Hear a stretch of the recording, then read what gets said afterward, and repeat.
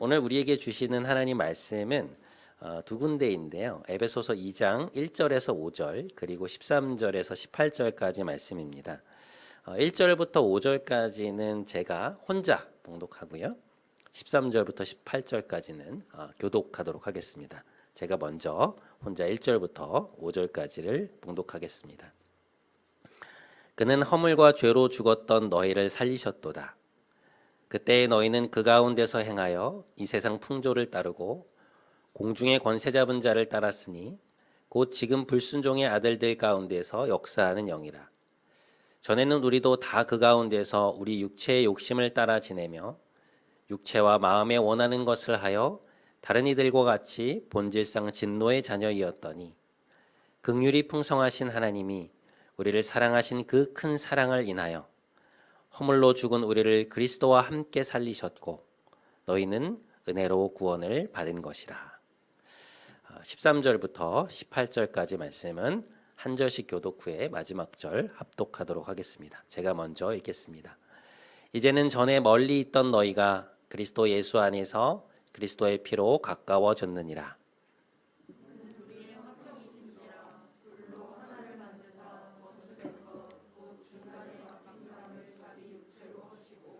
법조문으로 된 계명의 율법을 폐하셨으니 이는 이 둘로 자기 안에서 한 새 사람을 지어 화평하게 하시고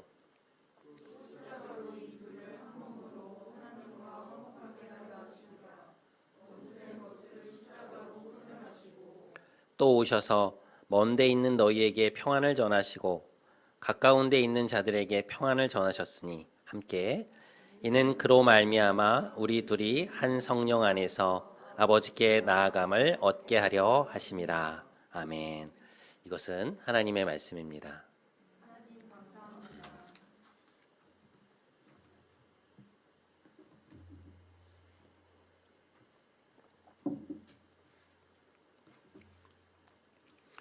우리가 이제 지난주에 살펴보았던 것처럼 교회는 그리스도의 충만함이 드러나는 곳입니다. 그러니까 하나님은 어떤 분이시며 또 우리에 대한 그분의 계획, 또 목적, 의도가 이제 통째로 드러나는 곳이 예수님의 십자가인데 그 십자가의 계시가 이제 가장 분명하게 드러나는 곳이 교회라는 것이죠.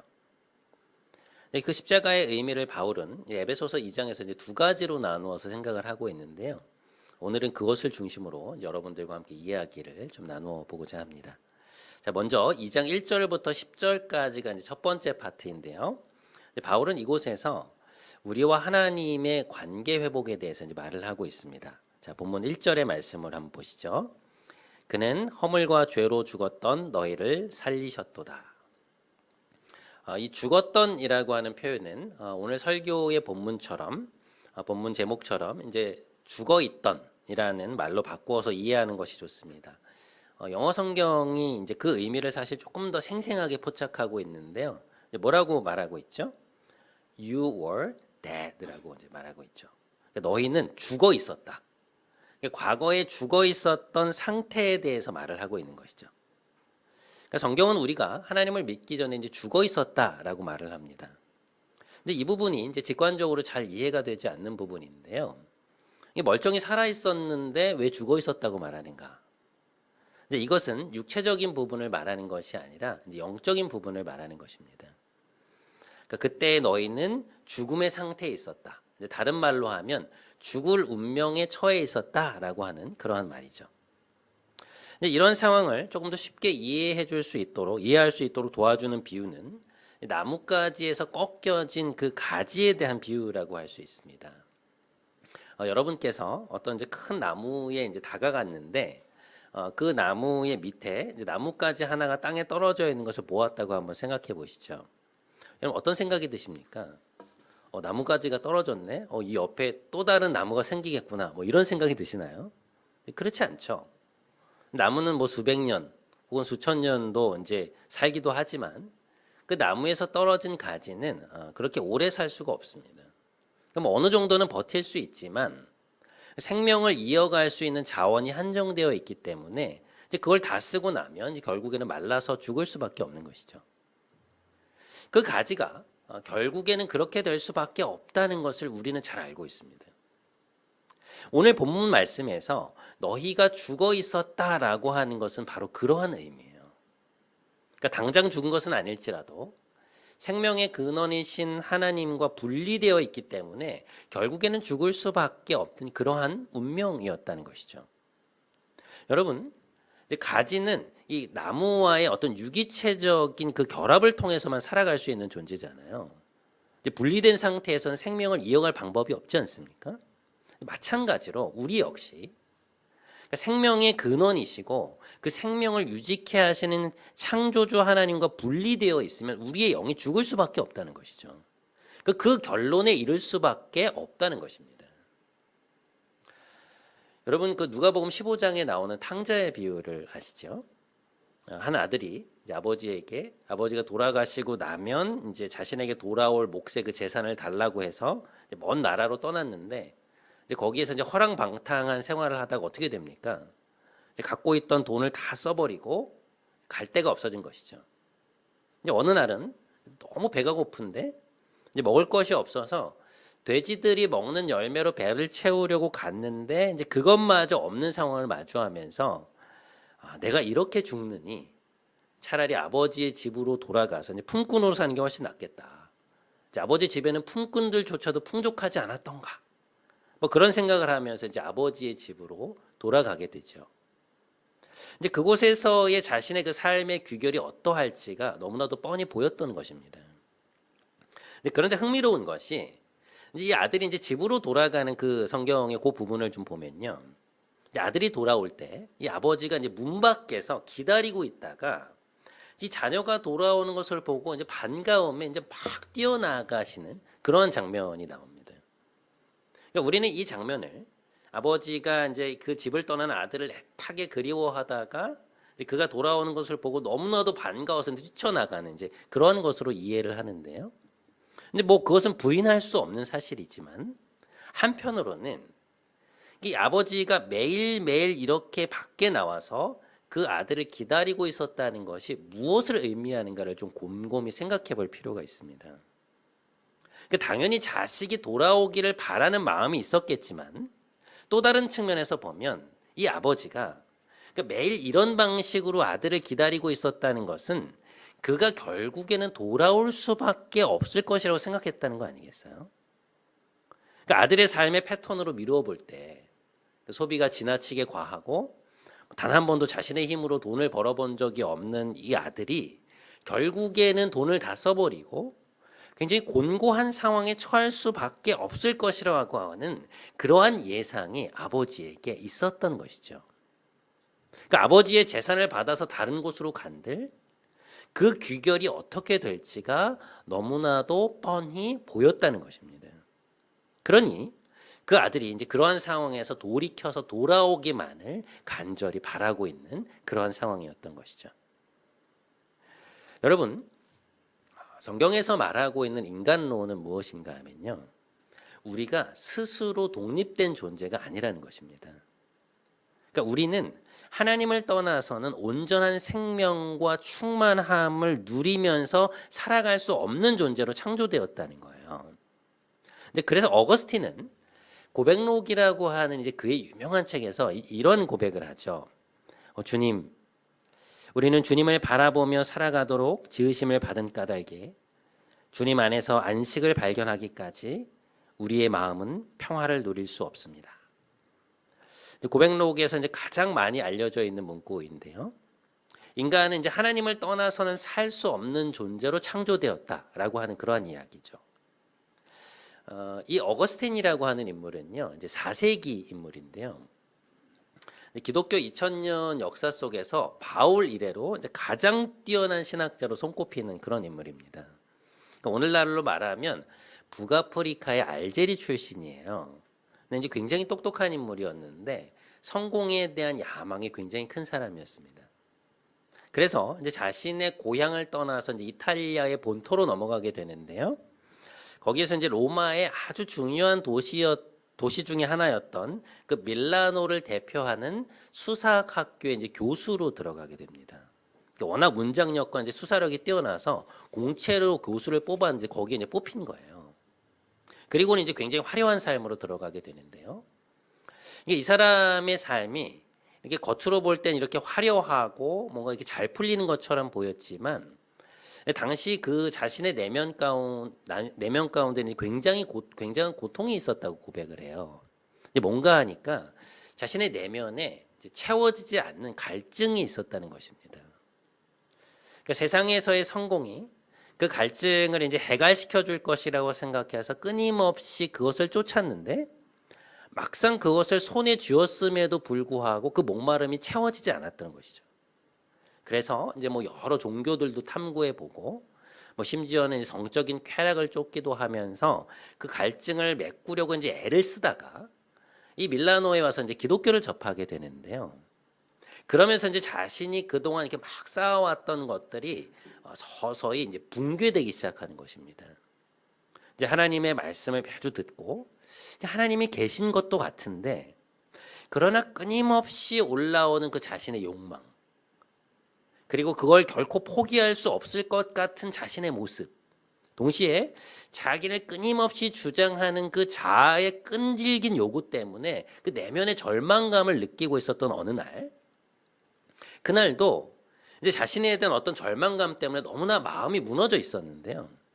근데 옆집에서 어떤 목소리가 들려오더라는 거예요. 톨레레게라고 하는 한 어린아이의 목소리가 들려오더라는 것입니다. 근데 그게 무슨 뜻이냐면 집어들고 읽어라 라는 뜻이거든요. 근데 이제 이 어거스틴이 생각하기를 그 노래는 자기가 한 번도 들어본 적이 없는 노래였다는 것이죠. 그러니까 아무리 생각해 보아도 너무나 낯선 것이었는데 그 톨레레게라고 하는 그 소리가 그 어린아이의 목소리가 반복해서 자기에겐 들려오더라는 것입니다.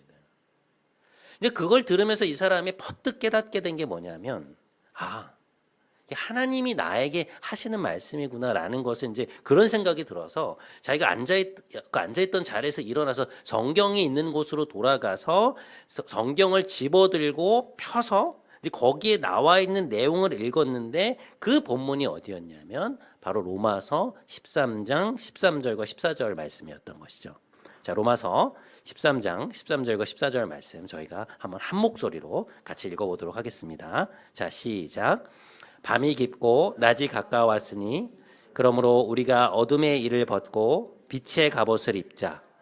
낮에와 같이 단정히 행하고 방탕하거나 술 취하지 말며 음란하거나 호색하지 말며 다투거나 시기하지 말고 오직 주 예수 그리스도로 옷 입고 정욕을 위하여 육신의 일을 도모하지 말라. 이 말씀을 읽는 순간 그의 마음에 하나님의 빛이 들어오는 것입니다. 그러니까 하나님은 자신의 모든 것을 알고 계셨으며 자신이 그동안 얼마나 하나님의 품을 떠나서 스스로의 욕심과 정욕을 따라 살고 있었는지를 깨닫고 이제 하나님께로 완전히 돌이키게 된 것이죠. 이 기독교 역사상 가장 유명한 회심 사건 중에 하나입니다. 그토록 오랫동안 그 삶의 의미를 찾아 헤매다가 결국에는 하나님을 만나게 되고 그 하나님을 알게 된 기쁨이 그의 삶을 이제 통째로 바꿔버리죠. 그러니까 그의 내면에 이전에는 감히 경험할 수 없었던 그런 놀라운 평화가 찾아온 것입니다. 그러니까 이런 자신의 경험 속에서 그가 자신의 자서전에서 말했던 그 문구, 주님, 우리는 당신의 품에서 안식을 발견하기까지는 결코 참된 평화를 누릴 수 없습니다. 라고 하는 그 문구를 이제 쓰게 되었던 것이죠. 그것이 어떤 개인의 경험이었지만 그는 그것이 인간 모두가 경험할 수밖에 없는 우리의 실존적인 모습이라는 것을 이제 깨닫게 된 것이죠. 성경은 인간이 하나님을 떠나서는 결코 참된 만족을 누릴 수 없다고 말합니다. 20세기 기독교 최고의 변증가 중에 한 명이었던 C.S. 루이스는 이것을 뭐라고 표현하냐면요. 우리 안에는 완전한 것, 어떤 완벽한 것에 대한 동경이 있다고 말해요. 그래서 우리는 항상 최고의 순간을 갈망하지만 그러나 그 최고의 순간이라는 것, 그 완벽한 행복이라는 것은 마치 그 바닷가의 모래처럼 우리가 이렇게 손에 움켜쥐면 우리 손으로부터 이제 움켜쥐는 순간 스르르 빠져나가는 것 같은 그러한 일들을 우리는 경험하게 된다는 것입니다. 그러니까 완벽한 충족감, 그러니까 온전한 행복에 대한 우리 그 인간의 갈망은 너무나 크지만 그러나 우리가 경험하는 실제의 삶은 그것과 어떤 커다란 괴리가 있다는 것이죠. 여러분 우리가 오랫동안 기다려왔던 어떤 외국에 여행을 간다고 할 때 가기 전까지 이제 마음이 얼마나 설레고 기쁩니까? 뭐 직장에서의 힘든 순간도 이 여행을 생각하면서 버티고 한 열흘 전부터는 이제 카운트다운에 들어가게 되지 않습니까? 또 여행 당일에 인천공항을 향해서 이제 나 있는 그 쭉 뻗어 있는 길을 갈 때 여러분 그 기쁨과 설렘이 얼마나 큽니까? 뭐 생각만 해도 기분이 좋죠. 그런데 막상 그토록 그리던 그 여행지에 도착해서 하루가 지나고 이틀이 지나고 3일이 지나면 여러분 어떤 생각이 들기 시작하나요? 좋으면서도 이제 곧 있으면 이 꿈 같은 휴가가 곧 끝이 나겠구나 라고 하는 생각 때문에 그런 생각이 찾아오면서 우리의 기쁨이 이제 조금씩 사라져가는 것들을 우리는 이제 경험하게 됩니다. 여러분 결혼이라는 것이 얼마나 좋습니까? 뭐 사랑하는 누군가를 만나고 그 사람과 이제 한 가정을 이룬다는 것이 뭐 그것을 원하는 이들에게는 얼마나 큰 로망이며 또 얼마나 또 간절히 바라는 바예요. 근데 여러분 막상 결혼을 해보면 어떤가요? 우리 결혼하신 분들 결혼이라는 것이 뭐 우리가 생각하는 것처럼 뭐 그 어떤 흠도 찾아볼 수 없을 정도로 완벽하게 행복한 자리입니까? 내가 그토록 사랑하는 사람과 결혼을 했기 때문에 이젠 더 이상 나에게 그 어떤 피로도 느껴지지 않고 그 어떤 피로도 그 어떤 것도 필요치 않다라고 하는 그럴 정도로 그 결혼이라고 하는 것이 우리를 완벽하게 채워주나요? 그렇지 않죠. 때론 다툼이 있고 의견 충돌이 있고 함께 한 가정을 이루며 살아간다는 것이 결코 쉬운 일이 아니라는 것을 우리는 이내 깨닫게 됩니다. 그러니까 우리는 우리를 완벽하게 채워줄 그러니까 어떤 온전한 충족감을 끊임없이 바라지만 그 갈망은 우리가 추구하는 다른 것으로는 결코 채워지지 않는다는 거예요. 왜냐? 우리는 하나님 안에서 창조주이신 그분과의 온전한 사랑의 연합 속에서만 그 갈망이 채워지도록 창조되었기 때문입니다. 여러분 창세기 3장의 그 아담과 하와의 이야기는요. 단순히 어떤 나무의 열매를 따먹었다는 그런 얘기가 아닙니다. 그 이야기는 인간이 왜 하나님을 떠나려고 했는지를 보여주는 아주 심오한 이야기예요. 그 이야기의 핵심은 뭐냐면 인간이 하나님을 떠나서 스스로 행복을 추구하고자 했다는 것입니다. 그러니까 선악과는 먹지 말라고 하는 그 하나님의 말씀이 더 이상 그들을 움직이는 동력이 되지 못했다는 것은 무엇을 뜻하는 것인가요? 그러니까 하나님 말씀이 아닌 다른 무엇인가가 그들을 움직이는 동력이 되었다는 것인데 그럼 그게 뭐냐? 자기 자신의 욕구를 만족시키고자 하는 그런 마음이었다는 거죠.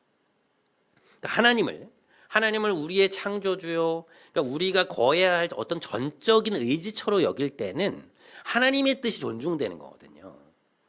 그러니까 내 욕구가 있지만 하나님 뜻이 더 귀하다고 여겨지기 때문에 그것을 따르는 기쁨도 있고 나에게 어떤 그것을 따르고자 하는 의지도 생기는 것인데 근데 이 창세기 3장의 사건이 보여준 것은 뭐냐면 인간이 하나님으로부터 독립해서 그러니까 스스로가 원하는 것으로부터 행복을 찾으려고 했던 시도가 그 문제의 시작점이 되었다는 거죠. 하나님을 떠나서 내가 내 삶의 유일한 주권자요 판단자가 되어서 내 욕구를 만족시키는 것이 하나님의 말씀을 따르는 것보다 나를 더 행복하게 만들 것이라고 하는 환상이 우리를 그러한 방향으로 몰고 갔다는 것입니다. 그런 의미에서 죄라고 하는 것은 한마디로 무엇이냐? 하나님으로부터 분리되어서 나의 영역을 만들어가고자 하는 것이죠. 하나님의 나라에, 하나님의 다스림 아래 머물고자 하는 것이 아니라 나의 나라를 만들고자 하는 것인데 그 결과는 무엇이었느냐?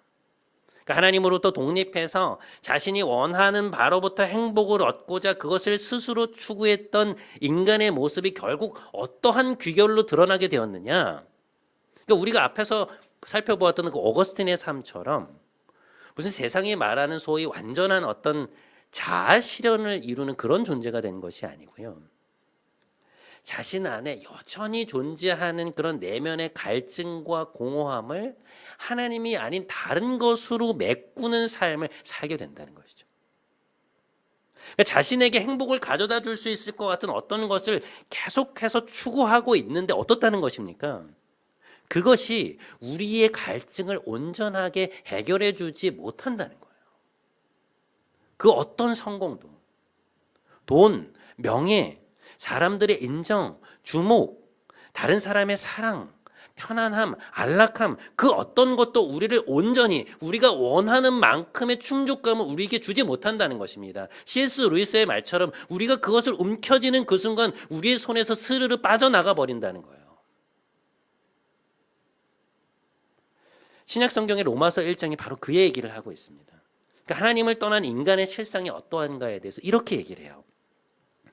오히려 그 생각이 허망하여지며 미련한 마음이 어두워졌나니 스스로 지혜 있다 하나 어리석게 되어 썩어지지 아니하는 하나님의 영광을 썩어질 사람과 새와 짐승과 기어다니는 동물 모양의 우상으로 바꾸었느니라. 나의 자율성과 독립을 위해서 하나님을 떠났지만 그러나 자신에게 있는 그 근원적인 갈증과 갈망을 채울 길이 없어서 하나님이 아닌 다른 것을 끊임없이 추구하는, 아니 오히려 그것에 종속되는 삶을 살게 되었다는 것이죠. 그 상황이 오히려 악화되었다는 거예요. 에베소서 2장 3절은 그 양상을 이렇게 표현합니다. 전에는 우리도 다 그 가운데에서 육체의 욕심을 따라 지내며 육체와 마음에 원하는 것을 하여 다른 이들과 같이 본질상 진노의 자녀이었더니. 그러니까 내가 원하는 바를 우리 인생의 중심에 놓고 그것이 이제 나에게 행복을 가져다 줄 것이라고 생각해서 계속해서 그 욕망을 쫓아서 살아가는 삶은 우리를 점점 하나님과 이렇게 반대 방향으로 가게 만든다는 것이죠. 그러니까 점점 상황이 악화된다는 것입니다. 그 상황에서 돌아갈 수 있는 방법이 없다는 거예요. 그런데 이런 상황에서 마치 하나님을 떠나 저 바다 끝에 가 있는 것 같은 우리를 찾아오셔서 우리의 욕망으로 단단히 둘러싸여 있는 그 자아라고 하는 그 껍질을 뚫고 꿰뚫고 들어오신 분이 누구냐? 바로 예수 그리스도라는 것입니다. 내 욕망에 갇혀서 막 질식해서 죽어가고 있는 우리의 그 껍질을, 우리 자신조차도 깰 수 없었던 그것을 십자가의 권능으로 뚫고 들어오신 분. 그래서 성령의 능력으로 그 껍질을 우리가 안에서부터 깨뜨리고 참된 공기이신 하나님과 만나게 하신 분이 누구냐? 바로 예수 그리스도라는 것입니다. 더 이상 우리가 우리의 그 자아의 욕망에 갇혀 있지 않고 그것을 깨뜨리고 생명이신 하나님과 다시금 연합되어 살아갈 수 있도록 하신 것. 그것이 바로 그리스도께서 십자가에서 하신 일이라는 거예요. 그 생명의 자리로, 그 충만함의 자리로 우리를 인도하셨다는 것입니다. 다시금 생명이신 하나님과의 연합 속으로 우리를 초대하신 것이죠. 자, 이렇게 우리가 어떻게 그 절망스러운 삶의 자리에서 구원을 얻게 되었는가? 다시 말해서 죽어있던 상태에서 어떻게 다시금 생명의 자리로 가게 되었는가에 대해 설명해 놓은 것이 이제 에베소서 2장의 전반부이고요. 이제 2장의 이 후반부에서 바울은 우리에게 일어난 또 다른 변화에 대해서 이제 극적인 설명을 덧붙이고 있습니다. 자, 에베소서 2장 13절과 14절 말씀 저희가 좀 한 목소리로 함께 읽어보겠습니다. 자, 시작. 이제는 전에 멀리 있던 너희가 그리스도 예수 안에서 그리스도의 피로 가까워졌는지라. 그는 우리의 화평이신지라. 둘로 하나를 만드사 원수된 것 곧 중간에 막힌 담을 자기 육체로 허시고. 여러분, 우리가 생명이신 하나님과 연합된 관계로 살아갈 때 자연스럽게 열리게 되는 또 하나의 관계가 있는데요. 그것은 바로 우리 이웃과의 관계입니다. 조금 어려운 말로 타자에 대해서 이제 우리가 열리게 된다는 거예요. 우리 앞에서도 살펴보았지만 우리가 하나님을 거부한 결과로 나타나는 양상은 뭐냐면 이제 우리 자신을 최고로 받들게 되는 거거든요. 그러니까 나의 욕구와 욕망, 그러니까 내가 원하는 것이 가장 높은 자리에 올라오는 것이잖아요. 근데 그게 가장 중요한 것이고 그걸 만족시키며 살아가는 것이 이제 최고의 행복을 낳을 것이라고 생각하면서 우리가 그걸 추구하는 건 아닙니까? 그러니 타인과의 관계가 어떻게 되겠어요? 상대방의 선과 그 사람의 유익을 도모하려는 나의 의지를 우리가 사랑이라고 정의한다면 내 유익과 내가 원하는 것을 이루고자 하는 것이 삶의 가장 우선순위에 와 있는 그 사람이 그래야만 내가 가장 행복한 삶을 살 수 있다고 생각하는데 어떻게 다른 사람의 유익과 선을 먼저 도모할 수 있겠습니까? 그건 불가능하죠. 그러니까 내 유익과 내 행복을 추구하는 과정에서 그것이 우연히 파생될 수는 있을지언정 그렇게 하는 것이 나에게 유익하고 좋기 때문에 누군가를 이제 받아들이고 잘해주는 일이 있을지언정 그 관계가 나에게 그다지 유익하다는 생각이 들지 않고 별로 좋은 감정이 들지 않는다면 우리는 그 관계를 거부하게 되죠. 그 사람이 나에게 더 이상 다가오지 못하도록 담을 두르게 되는 것입니다. 그래서 여러분 우리가 이제 다른 사람과 관계 맺는 방식을 곰곰이 살펴보면 상당히 자기 본위적이고 그러니까 자기 중심적이라는 걸 알 수 있어요. 그러니까 내가 중요하고 나의 안정과 나의 감정, 내 유익을 도모하는 것이 우리의 가장 우선순위일 때가 많은 것이죠. 그러니까 담을 두르고 있는 것입니다. 그런데 그렇게 이제 밖을 향해서 막혀 있었던 그 담을 부수어 버리시고 우리가 우리의 안위와 유익을 넘어서 우리의 이웃에 대하여 우리의 타자에 대하여서 사랑으로 열리게 하시는 분이 누군가 하면 바로 예수 그리스도라는 거죠. 자, 에베소서 2장 14절에서 18절 말씀. 그는 우리의 화평이신지라 둘로 하나를 만드사 곧 중간에 막힌 담을 자기 육체로 하시고 또 십자가로 이 둘을 한 몸으로 하나님과 화목하게 하사 그로 말미암아 우리 둘이 한 성령 안에서 아버지께 나아감을 얻게 하려 하심이라. 자, 여러분 주님께서 십자가에서 무슨 일을 하셨는지 한번 생각해 보세요. 주님은 십자가의 죽음을 통해서 먼저 우리와 하나님의 관계를 화평케 하시는데요.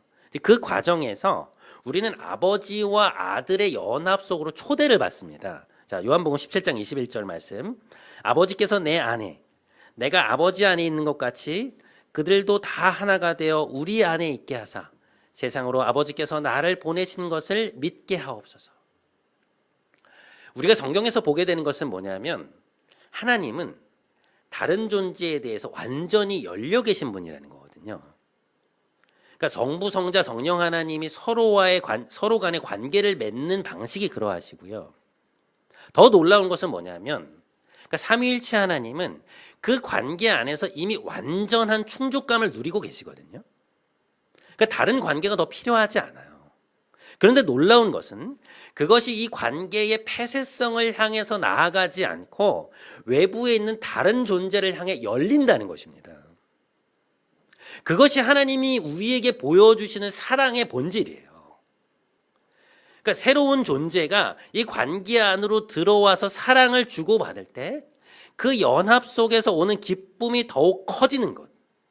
그것이 진정한 사랑의 속성이고 그렇기 때문에 그 관계 안으로 타자를 이제 초청하시는 거거든요. 그러니까 하나님이 이 세상을 창조하신 이유가 이제 바로 거기에 있는 것이고 다른 예를 들어본다면 우리가 가정 안에서 아이를 갖게 되는 것 역시 남편과 아내의 어떤 충만한 관계 안으로 그 새로운 존재를 초청하는 것입니다. 그러니까 우리의 어떤 기쁨 때문에 한 생명을 낳는 게 아니에요. 여러분 어떤 가정에 초대를 받아서 간 경험들이 있으시죠? 여러분 어떠셨습니까? 우리가 누군가의 집으로 초대를 받아서 간다는 것은 굉장한 경험이죠. 그 사람이 혹은 그 사람들이 자신의 시간을 비롯해서 그들의 가장 중요한 공간을 우리를 위해서 자발적으로 내어주는 거잖아요.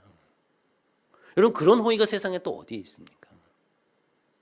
그 사람의 가장 중요한 공간에 머물면서 서로에 대해 알게 되고 인격적인 교제를 나누게 될 때 그 연합 안에서 누리게 되는 그 풍성함과 행복감이라는 것은 여러분 얼마나 놀라운 것인가요? 그것은 결코 돈으로 환산할 수 있는 것이 아니죠. 하물며 우리가 이 삼위일체 하나님의 그 관계 속으로 초대를 받아서 들어간다는 것은 얼마나 영광스러운 일입니까?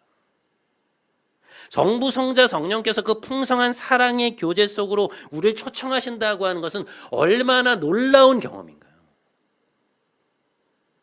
하나님과의 연합 속에서 이러한 교제의 기쁨을 맛본 사람들은요, 자연스럽게 다른 존재를 향해 서서히 그 자신의 존재가 열리게 되는 것입니다. 그러니까 사랑을 바탕으로 해서 내가 그 사랑의 바탕 속에서 누군가를 받아들인다는 것이 얼마나 큰 기쁨을 만들어내는지를 알기 때문에 이 연합 속으로 또 다른 이들을 맞아들이는 거예요. 환대하는 것입니다.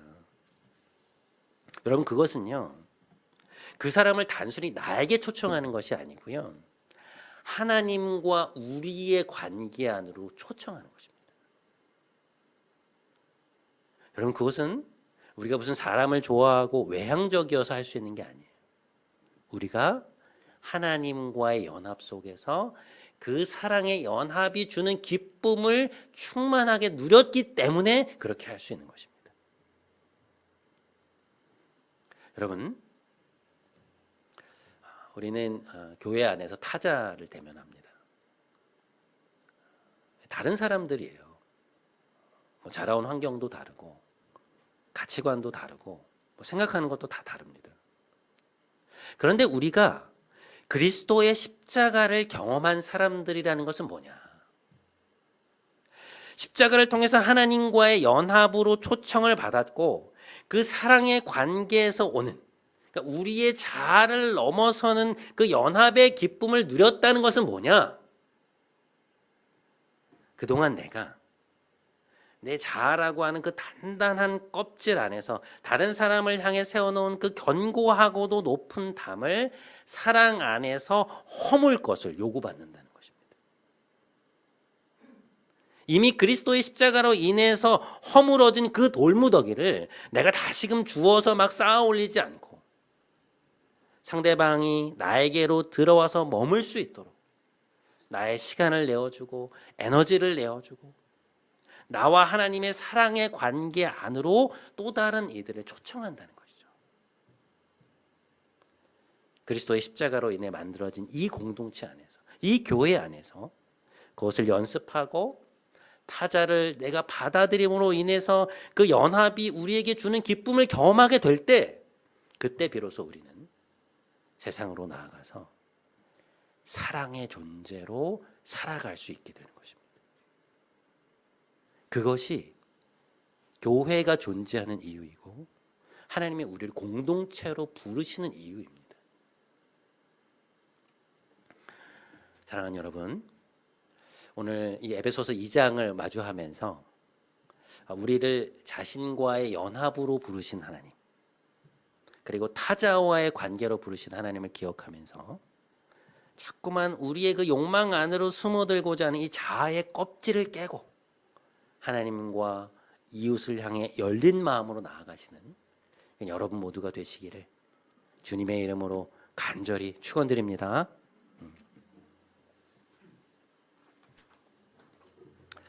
오늘 우리가 좀 함께 나눌 찬양은 하나님의 사랑 주님의 눈물이라는 찬양인데요.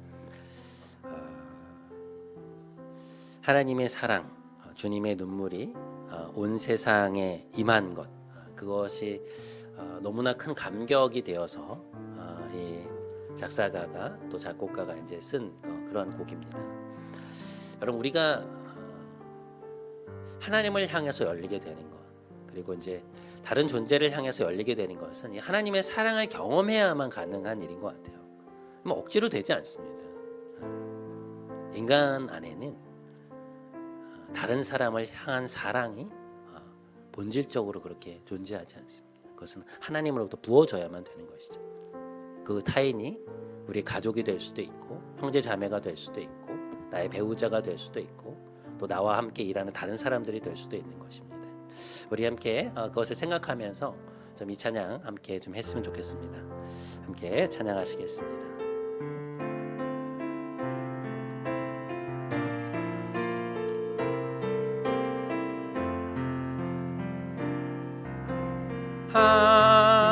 하나님의 사랑 주님의 눈물 온 세상 임하여 잃어버린 영혼 찾아 오신 주님 지금도 우리를 사랑해 2000년 전 하늘 2000년 전 하늘 보좌버리고 이 땅에 오신 주 하나님 어린 양 되사 생명 주며 이를 증거하라 하시네. 나는 믿네 거저 받은 귀한 사랑 그 누가 대신하리요. 나의 생명 다할 때까지 그 사랑을 전하. 다시 한번 나는 믿네 거저 받은 귀한 사랑 믿네 거저 받은 귀한 사랑 그 누가 대신하리요. 나의 생명 다할 때까지 그 사랑을 전하리라.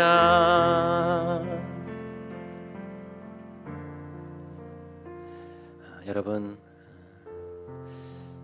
우리는 하나님과 분리된 존재들이었습니다. 하나님보다 우리가 더 중요했고 내가 원하는 것이 더 중요했던 또 그걸 만족시키는 것이 가장 행복한 삶이라고 살았던 그것을 추구하며 살았던 삶이었죠. 그러나 그 자아의 욕망으로 둘러싸여 있었던 그 껍질을 뚫고 들어오신 분이 바로 예수님이고 주님은 우리에게 힘을 주셔서 안으로부터 그 껍질을 깨고 하나님께로 나아갈 수 있도록 해주셨습니다. 우리 이 시간에 함께 기도하기 원합니다. 하나님, 생명의 근원이신 하나님을 통해서만 진정한 안식을 누릴 수 있음을 알게 하여 주옵소서. 우리의 자아의 욕망을 뚫고 들어오신 주님을 찬양합니다. 우리가 그것을 만족시키는 삶이 아니야. 하나님을 최고로 사랑하며 살아갈 수 있는 삶이 되게 해주십시오. 우리 그 마음 가지고 하나님 앞에 좀 진지한 마음으로 나아갔으면 좋겠습니다. 함께 기도하겠습니다. 사랑의 하나님, 감사합니다. 오늘 말씀을 통해서 우리에게 깨닫게 하시고 알게 하시니 감사합니다. 하나님, 우리는 하나님과 분리된 존재들이었습니다. 하나님이 우리에게 중요한 것이 아니라 우리가 하나님보다 훨씬 중요했고 우리가 원하는 것을 얻으면 우리가 그것을 이루면 그것을 손에 움켜쥐면 정말로 행복할 것이라고 생각하여서 하나님보다 그것을 쫓으며 살았던 우리의 삶이 하나님 우리의 삶이었음을 고백합니다. 하나님을 알기 이전에도 그러했고 하나님을 알고 난 이후에도 끊임없이 그렇게 주님 살고자 하는 유혹을 받고 있는 우리 자신의 모습을 하나님을 알고 계십니다. 주님, 우리를 불쌍히 여겨 주옵소서. 오직 하나님 안에서만 우리의 인생의 진정한 안식이 있다는 것, 오직 하나님 안에서만 우리가 우리의 진정한 갈증을 해결할 수 있다는 것을 우리가 알고 깨닫고 그렇게 살아갈 수 있도록 인도하여 주옵소서. 사랑하는 여러분, 십자가를 통해서 우리는 하나님과의 관계 안으로 초대를 받습니다. 그 관계 안에서 연합의 기쁨을 누릴 때 우리는 사랑의 본질이 다른 이들을 나와의 관계로 초청하는 것임을 깨닫게 됩니다. 우리를 겹겹이 싸고 있던 그 담을 허물고 다른 이들을 우리와 하나님의 사랑의 관계 안으로 들어올 수 있도록 초청하는 것입니다. 이 시간도 한 번만 더 기도하기 원합니다. 하나님, 우리에게 보여주신 그 사랑의 본질이 무엇인지를 깨닫게 하여 주옵소서. 이제부터는 타인을 향해 우리의 존재가 열리는 그런 사랑의 존재로 우리가 점점 변화되고 성숙해 갈 수 있도록 우리의 존재를 변화시켜 주옵소서. 우리 이 기도 제목 가지고 한 번만 더 하나님 앞에 간절한 마음으로 나아가도록 하겠습니다. 함께 기도하도록 하겠습니다. 하나님 아버지, 우리를 하나님과의 관계 안으로 초청하신 것임을 하나님 우리가 고백하게 됩니다. 십자가라는 것이 다른 것이 아닙니다. 성부, 성자, 성령 하나님의 아버지와 아들의 그 놀라우신 하나됨으로 우리를 초청하시는 그 초대요, 그 사랑의 관계 안으로의 초청임을 하나님 우리가 깨닫습니다. 우리는 그 초청을 받았고 하나님 그 사랑의 관계에서 오는 연합을 누렸고 그 사랑의 기쁨을 누렸음에도 불구하고 여전히 하나님 우리가 우리 안에 갇혀 있을 때가 얼마나 많은지 모르겠습니다. 내 옆에 있는 이들을 향해서 열리는 것이 왜 이렇게 어려운지 모르겠습니다. 오 주님, 우리를 긍휼히 여겨 주옵소서. 그러나 네가 그 사랑을 알게 되기까지 너는 이 사랑을 온전히 깨달을 수 없다고 말씀하시는 주님의 말씀 앞에서 하나님 우리가 우리 자신을 열 수 있도록 주님 은혜를 베풀어 주시옵소서. 우리의 존재가 나와 옆에 있는 사람을 향하여서, 나의 가족을 향해서, 하나님 다른 이들을 향해서, 나와 함께하고 있는 이를 향해서, 교회 공동체의 식구들을 향해서 열릴 수 있도록 하나님 우리가 타인을 향해 우리가 세워놓았던 담들을 허물고 나아갈 수 있도록, 그래서 우리의 연합의 관계 속으로, 그리스도와 우리의 연합의 관계 속으로 초청하여 그 연합의 기쁨을 누림으로 말미암아 우리의 존재가 사랑을 배워갈 수 있도록, 그렇게 성숙해져 갈 수 있도록, 그렇게 변화되어 갈 수 있도록 하나님 우리의 존재를 변화시켜 주시옵소서. 하나님 우리와 함께하여 주시옵소서. 오 주님, 우리를 변화시켜 주시옵소서. 열리게 하옵소서. 하나님 우리가 됩니다.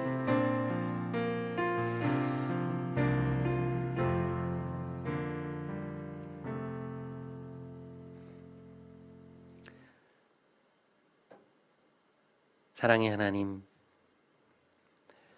우리가 하나님 안에서 안식을 누리기까지는 결코 온전한 쉼을 누릴 수 없음을 알고 계십니다. 주님, 우리 모두에게 힘을 허락하여 주시고 주님이 주시는 능력으로 우리의 자아를 넘어 하나님과 온전한 합의를 이루는 우리 모두가 되게 하여 주옵소서. 자비하신 성령께서 우리에게 그 연합의 비밀을 깨닫게 하사 변화시키시는 성령의 권능 아래 하나님 그리고 이웃과 참된 평화를 누리는 우리 모두가 될 수 있도록 인도하여 주옵소서. 우리의 구원자 되신 우리 주 예수 그리스도의 이름으로 기도드립니다. 아멘. 이 시간 자리에서 일어나셔서 파송의 찬양하심으로 오늘 예배를 마치도록 하겠습니다.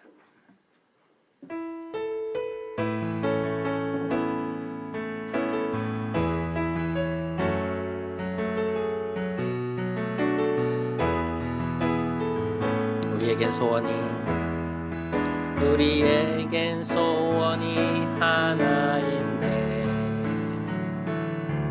주님 다시 오실 그날까지 우리 가슴에 새긴 주의 십자가 사랑 나의 교회를 사랑케 하네. 주의 교회를 향한 우리 마음 희생과 포기와 가난과 고난 하물며 죽음조차 우릴 막을 수 없네. 우리 교회는 이 땅의 희망 교회를 교회 되게 예배 되게 우릴 사용하소서. 진정한 부흥의 날 오늘 임하도록 우릴 사용하소서.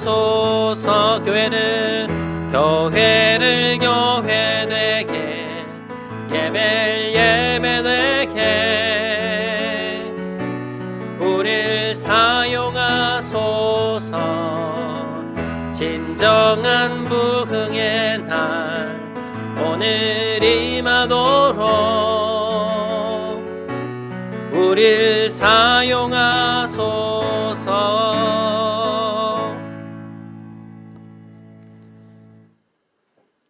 이제는 우리 구주 예수 그리스도의 크신 은혜와